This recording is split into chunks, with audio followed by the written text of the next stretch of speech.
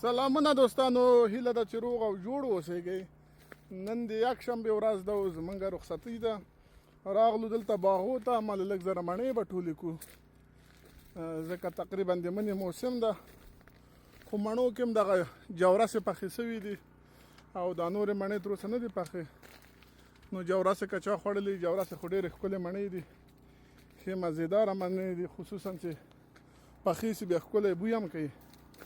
نو موږ ته یې ویلې وایي لږه مڼو نه یې ټولولی سئ چې کومو باندې اورنج ټاک لګېدلی او پخې. نو ته ودرېږه وګورو چې خلکو پرېښي که نه. دغه که په ولا ښه غټې غټې مڼې ښکاري،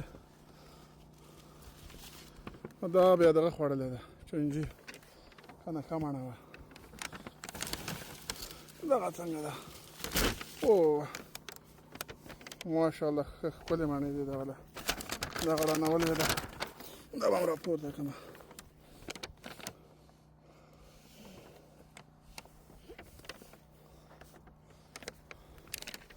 دغه کې مې یوه مڼه ځلیږي سره. ښه ښه دغلته هم والا ښه غټې غټې مڼې دي.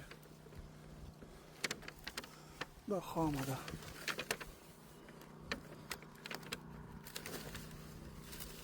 واو، دا ښه شی بوی چې کوي دغسې ځای کې دغه مڼه. دا اوس وګوره، دا ښکلی بوی کوي.